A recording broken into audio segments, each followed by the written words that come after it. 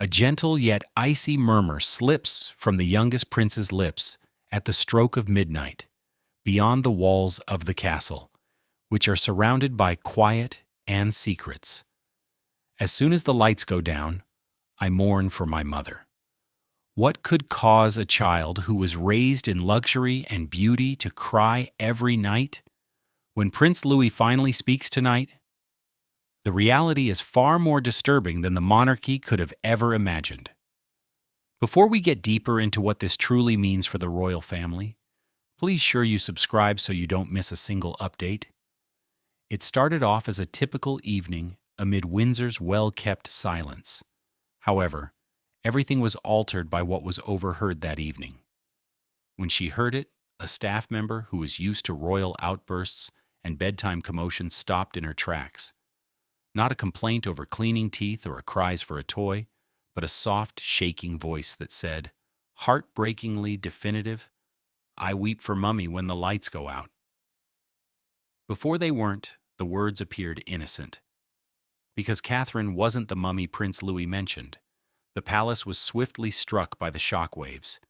Initially, aides thought the toddler was just confused, possibly exhausted. However, the same sentence kept coming up. Not once, not twice, but almost every evening. She claims that murmurs would reverberate throughout the room, even during naps throughout the day. But she is not terrified. Insiders in the palace started to worry. There was more to Louis's expression than sadness. It was recollection, clear and precise, and completely unaccounted for. Some attempted to write it off as a child's fancy, a work of art that blossomed in the isolation of royal nurseries. However, that hypothesis was disproved when a nanny unintentionally left an audio recorder running as the kids were going to bed. Those who heard it were shaken by what it captured. Louis spoke to an invisible person in a gentle, understanding voice. He was not afraid. He wasn't having fun. He was communicating. His message was unambiguous. She comes over while I'm by myself, she tears when I weep too, and she smells like roses.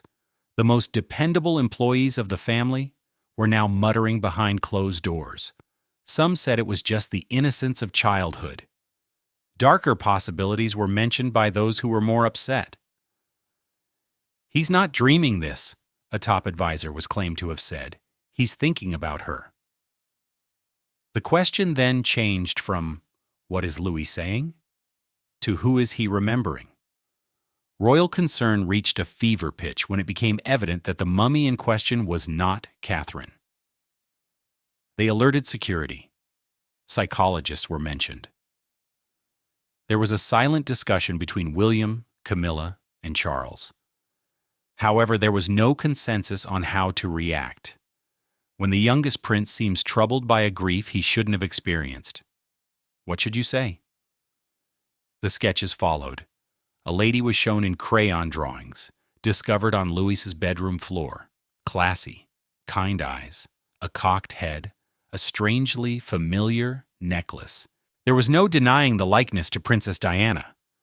Furthermore, Louis had never seen those specific pictures, even though kids frequently sketch what they observe. His nursery was not where they were. No, not on his iPad. But there she was, again and again.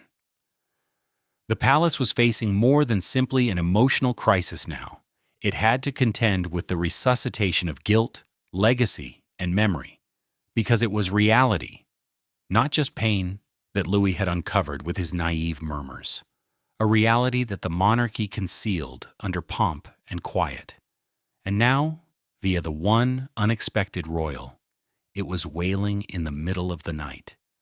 But what if Prince Louis's sobs at night are caused by a forbidden memory that the royal family has been trying desperately to obliterate rather than by fear? He's got a mother. She is still alive. She loves him.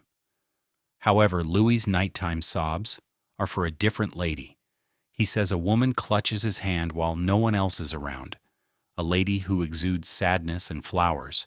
Is this young prince just having a dream, or honoring a person whose memory was never intended? Louis's room isn't silent, it's listening. and he hears something in that area. Staff close to the family say Louis has started talking about midnight visits from a lady who doesn't look like anyone he knows.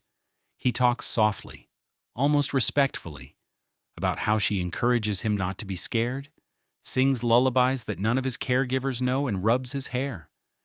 In the darkness of the night, his voice, which was usually lively and amusing during the day, became melancholy. And he always refers to her as Mummy. It is reported that Catherine, who has made every effort to provide her kids with a calm environment, has become more and more uneasy, not just by Louis's emotional outbursts, but also by their disturbing regularity. No playlist has the music he hums in the morning. Then came the illustrations, dozens of them. He repeatedly drew the face of a woman with a dexterity and tenderness that were much beyond his years. In each, the woman has a cocked head, a soft smile, and sharp eyes. "It's Diana," said one advisor, who happened to stumble over the pictures. "It's obvious." A top royal advisor who had previously worked with Diana in her last years is said to have been the person Catherine turned to for advice in a moment of silent despair. She didn't pose a political question. It was not a calculated move. It was a mother. "Do you think that a child can sense things before they are even born?" Her voice faltered. The advisor, who was said to have been rattled, gave no definitive response, only the caution that the past seldom returns to slumber once it has been roused. The disturbing confirmation came from an elderly nanny who had long since retired, but was periodically called upon to help the younger royals. She had seen Louis talking to the corner of the room more than once. Not in the light-hearted jargon of pretend, but in earnest. "I'm safe now," she says. At one point, he informed her directly. However, they previously broke her heart. She felt cold when she heard those words. Speculation developed along with the murmurs. Is it possible that Louis is mourning a stranger? Or worse, someone who has never heard the whole story? Now warily joining the circle, royal historians presented an odd but convincing explanation: memory of blood. The notion that trauma may leave an impression on subsequent generations, particularly if it is violent or unresolved. The monarchy, which was founded on ancestry, was now plagued by its own ghost. Furthermore, Louis's emotional resonance appeared too great to overlook. Diana's tragedy seems to have chained the youngster who should have survived it, not via schooling, not by stories at bedtime. However, no protocol was able to regulate it.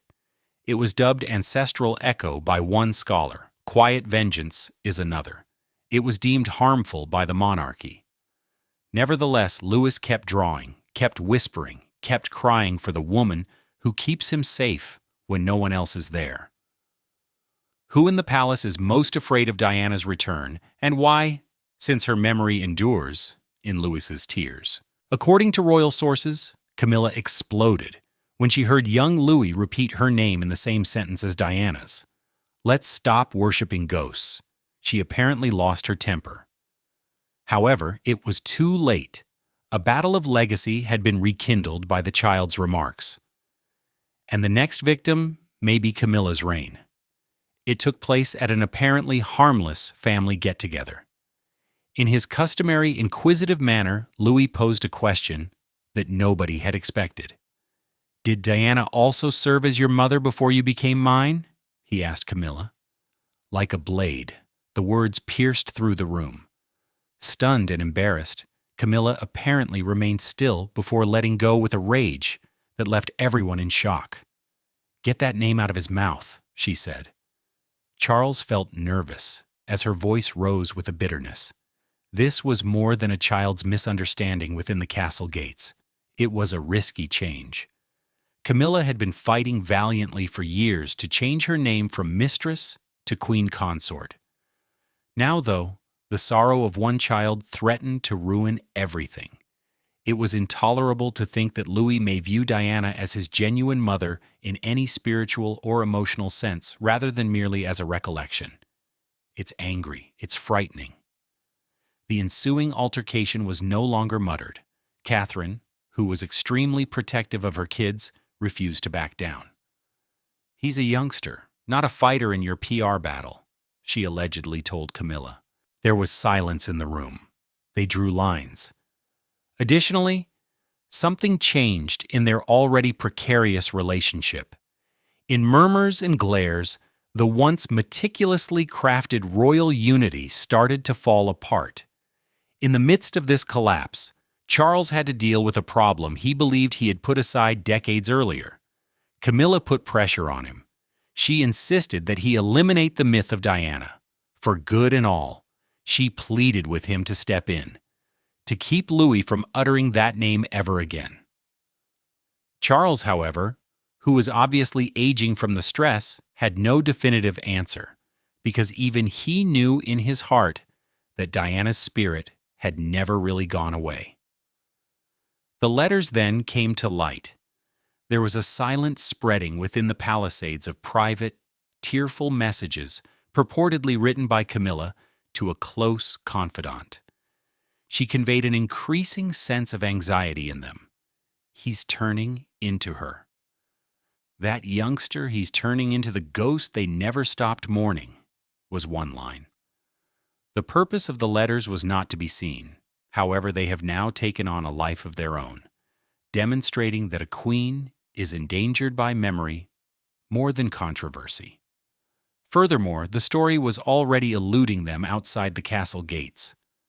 The public started to embrace Louis's sensitivity, his innocence, and his unexplainable bond with Diana without realizing the drama that was going on behind the scenes. He was referred to as Diana's reborn heart in headlines and parallels on social media.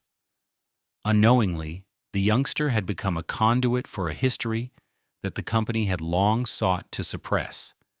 Camilla saw it take place, and there was nothing she could do about it. Behind her serene exterior, a tempest simmered every time Louis smiled with that unmistakable warmth and gazed into a camera with those familiar eyes. The frail heart of a 6-year-old who dared to remember threatened the future she believed she had secured once more. But this time, it was not scandal or newspapers. However, while Camilla presses for silence, another family member starts to tell Louis the truth. Furthermore, the effects cannot be undone. The love of a mother may shield, but it has the ability to jail. Always the composed princess, Catherine now has to deal with the consequences of a secret she has withheld from her youngest son. Was she your mommy too? Is the question he keeps asking, night after night. She loses her cool. Catherine thought she could protect Louis from the past for years, that Diana's spirit would stay at bay if she reared him in a loving, stable, and warm environment. However, that delusion is now dissolving. Louis's inquiries are no longer merely curious inquiries. They don't give up. Sharper, they also bring with them a pain Catherine can no longer ignore. As he says, "Mummy," his gaze searches hers for something she is afraid to mention. She narrates stories to him, unharmed ones, of regal forebears, of courageous queens, and of gentle monarchs. However, Louis is not interested in tales. He seeks the truth. Why does a lady in his nightmares address him by name? Why does her voice seem like a lullaby he somehow recognizes? And why does she make people silence when he questions them about her? It has never been easy to undo Catherine. But in the seclusion of her own space, behind the palace's imposing exterior, she is disintegrating. When the Duchess confirmed what many had assumed but few had seen, a top advisor who had been at her side from her early days did so. Catherine breaks down in tears, not too loudly, not too often, but profoundly. After Louis goes to sleep, quietly. After another day of acting as though she doesn't recognize the woman with the sad eyes, the lights go out. A single inquiry served as the tipping moment. Louis did the same thing 3 nights in a row. Was she also your mother? The statements were even more painful because of their innocence. Catherine. She allegedly trembled when speaking, whispered, indeed. She was the mother of Papa. However, it was insufficient. It simply made things worse, and Catherine witnessed the price of quiet with every tear Louis wept. No title could save her from the agony she endured as she struggled between her parental impulse and her royal duty. It was like reviving a battle to utter Diana's name. She would lose her kid to an uncontrollable heritage if she remained silent. The organization would suggest using prudence. It would be required by the crown. A mother, though? There is just so much a mother can bear. Thus, one evening, Catherine reached into the back of a closed drawer in an unplanned and unpracticed moment. She produced an old image that was soft around the edges and in many respects prohibited. It showed Diana clutching a little William, shutting their eyes, a timeless smile. She gave it to Louis. She murmured, "That's her. The woman in your dreams is that one." Louis did not weep. For what seemed like hours, he gazed at the picture. "She misses you too," he added, turning to face his mother. Catherine remained silent. She was unable to. At last her heart broke under the weight of spoken realities. She was aware that this time would arrive. She simply didn't think it would hurt this much. However, this silent act of disobedience starts a domino effect that attracts an unexpected defender of Louis's truth. Prince William must decide between the shadow of his stepmother and the spirit of his mother. Save his youngest soul or uphold the illusion of the monarchy. Son. According to insiders, Louis's tears are urging William to keep a secret pledge he made at Diana's burial. On Louis's birthday, William vanished for a few peaceful hours in the early morning. No security caravan, no journalists. There was just one automobile, unmarked, entering Althorp's premises. William stood silently in front of the location that still contained the nation's heart. Next to the serene waterways and beneath the tall trees. The last resting place of Diana. He had been there alone for years, typically in grief. However, things were different this time. He brought a question this time, but it was his son's, not his own. According to insiders, William knelt next to his mother's tomb. Words that only the wind could hear were uttered while one hand was gently resting on the stone. That he vowed to be a parent, not a prince. That his kids would never be terrified of her name, no matter what. Diana wouldn't be forgotten. However, that promise turned into a covert uprising inside the palace. The pressure came quickly and steadily. William was reminded of the price of deference by senior advisors, that the very monarchy he was born to inherit may become unstable if Diana's legacy were elevated. They pushed him to teach Louis responsibility instead of exposing him to tales of tragedy and treachery, loyalty and heritage. They cautioned him that reintroducing Diana into the story would require him to reopen old wounds that had already bled for too long. The letter then arrived, discovered in a letter addressed just to my son. For years, it had been stored away in the family archive. Nobody anticipated what was within, unmistakably delicate but uncompromising. Diana's calligraphy revealed a fantasy she had in her last years. A child's fantasy that she will never meet.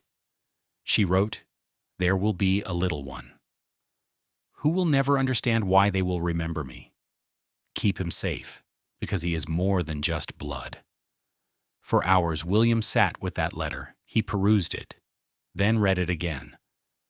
Suddenly, his son's eerie inquiries and restless nights weren't odd.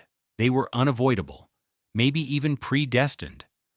William's internal battle grew more intense. Could he uphold the truth and serve the institution? Could he honor a mother the monarchy had attempted to suppress and still be the heir apparent? He saw echoes every time he gazed into Louis's eyes, of an early deceased woman, of a youngster who is too young to bear such a burden, of a legacy that is too risky to overlook. William started responding to Louis's inquiries at quiet times in away from Pelissier, with caution, gently, without scripts or cameras. He told him of a mother who loved her boys more than anything else, danced in hotel kitchens, and spoke the truth, even when it was painful. He told him about Diana, the mother, not the symbol, and Louis slept through the night for the first time in weeks. However, the institution starts to resist as William leans into the past, and someone in the background takes advantage of the opportunity to attack. The sorrow of one kid has now spread to the entire castle. Royal authorities rush to quell rumors out of concern for what the public may think if Louis's visions get the news. Secret gatherings behind the golden walls often spark discussions about psychiatric testing, banishment, and incarceration. What started out as whispers in the royal nursery has now spread across the entire organization. Louis's nocturnal admissions were originally written off as fantasies by aides, but now they are afraid. Digital back channels, personnel, and murmurs have all heard the boy's statements. She allegedly repeated the phrase, "Don't trust them," during a fit of sobbing late at night, and somehow it ended up on an encrypted palace transcript. A caution. A spark. Now there's a fire. Panic has given way to routine inside the inner circle. During an emergency consultation, a group of top courtiers made a direct proposal: take medical action. They referred to it as preventative. They covered it up out of worry. However, those who were most affected saw it for what it was: a covert attempt to downplay the threat. Louis was remembering what they buried, not because he was ill. Some suggested Louis's complete exile from London. They recommended a short getaway for well-being. The countryside maybe even overseas. However, the message was unambiguous. Keep the boy away from the capital before the public heard what he had to say, prior to the public being enamored with his suffering. Before they could believe it, things became worse. However, there were other options available.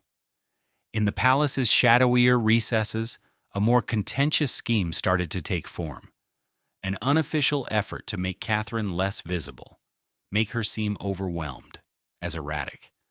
The notion, in its simplicity, was cruel as indulgent. The public would cease paying attention to the boy if they lost trust in the mother. The crown would not be the first to undermine credibility by using character. And Catherine was an easy victim since she was suddenly emotionally vulnerable. The most terrifying fact of all was that MI5 was secretly consulted. Not about terrorism, not on security, but on containment. According to sources, a small crew was assigned to keep an eye on online conversations involving Diana and Louis. The objective? Find the leakers. Insiders? Keep quiet. Suppress information before to it being reported by the media. Paranoia hung like a shroud over the castle. The Queen Consort's office was at the center of the operation, where phones were examined, emails were scanned, and allegiance was assessed. Under the pseudonym Project Reset, a private internal document was written there.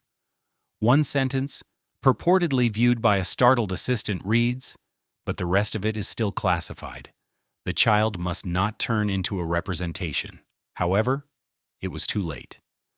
As Louis wasn't adhering to their schedule, he wasn't talking in filtered interviews or scheduled appearances. When no one asked, he was talking, and his next words would put a halt to all plans. However, Prince Louis delivers a terrifying phrase that no one in the company can ignore, just as the crown is ready to shut him down. The monarchy shudders when a 6-year-old says a word that no one ever taught him and that only Diana herself could have understood. Louis says, "She told me what you did to her." In a terrifying conversation captured on a nanny's tape recorder, and she's returning. It started on a typical evening. A nanny. Catherine, who frequently used her audio recorder to keep an eye on unrest at night, had been tasked with keeping an eye on Louis as she attended a private function. However, she didn't capture uneasiness that night. It was enlightening. Speaking gently but clearly, Louis recited a series of words that no youngster his age could have known given his level of understanding. One of them almost exactly echoed a statement Princess Diana had made in a private interview that was never made public.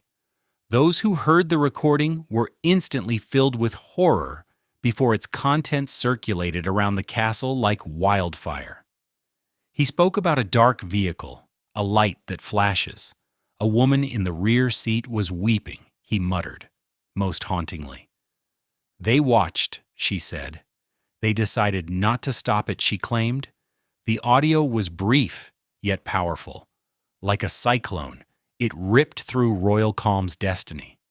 According to reports, Camilla passed out when she heard the recording. According to people close to the Queen Consort's entourage, she immediately passed out and then insisted that the recording be destroyed. However, copies had already been produced at that point. Those who had put forth the most effort to keep the past contained were now frantically trying to silence a voice from beyond the gates, because the truth had escaped. Both Louis's words and the manner in which he delivered them were reported to have severely troubled Charles. Be calm, sure. As though he was remembering rather than imagining. Immediately, a confidential crisis meeting was called.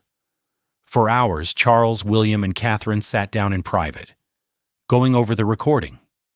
Then there was quiet. It's one of paralysis rather than agreement.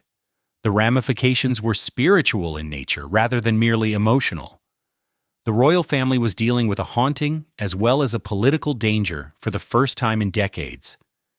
There were rumors of something old among the top personnel. That rewriting Diana's legacy wasn't enough. Maybe it had discovered a new ship, too young for corruption, too pure to tell lies. Furthermore, it was no longer possible to keep the public in the dark. Rumors started to circulate. In addition to the recording, there was a prophecy. Some people in the palace believed that Diana had always planned to return through blood, a spiritual rebirth rather than a physical one. And Louis matched every darkness in that tale with his eerie eyes and melancholy voice. Around the world, rumors began to circulate. Did Diana have a psychic echo in this child? Had her mind clung to the one royal who had escaped scandal? Or was there something more sinister at work, something that no advisor, no etiquette, and no king could ever hope to stop? One royal figure chooses to break ranks and plunge the world into Louis's terrifying reality as the kingdom trembles. A highly edited but uncut video of little Prince Louis being asked basic bedtime questions surfaces in what is now regarded as the most contentious interview since Diana's panorama. A string of discoveries ensues, leaving the monarchy in ruins and the populace in tears. The video wasn't meant to be there. At Catherine's request, a trusted staff member secretly recorded it with the sole purpose of assisting experts in comprehending Louis's sleep habits. However, the camera captured an unexpected moment. When Louis was politely questioned about his dreams, he started talking with a poise that was much beyond his years. He mentioned a lovely woman who comes to see him at the full moon. With a little smile, he remarked, "She smells like flowers and sadness. She cuddles me and shares stories with me that no one else is aware of." The tone seemed benign at first, until it wasn't, because Louis talked about this enigmatic woman's suffering in addition to describing her. He said that when I inquire about her boys, she breaks down in tears in front of the mirror and that they deceived her. He omitted names. He didn't have to. The people who watched the video understood precisely who he was referring about. Diana. A few crisis managers, psychologists, and royal staff were discreetly shown the footage. However, there was an unnamed insider who was unable to keep it a secret. Maybe it was an act of kindness, maybe revenge.